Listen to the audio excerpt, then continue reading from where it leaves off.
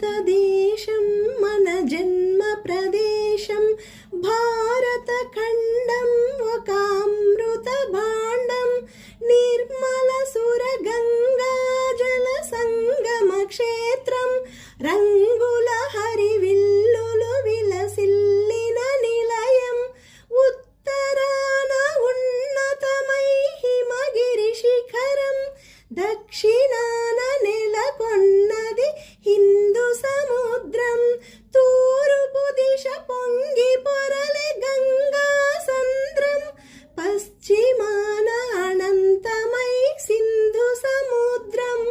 ఒకే జాతి సంస్కృతి ఒకటు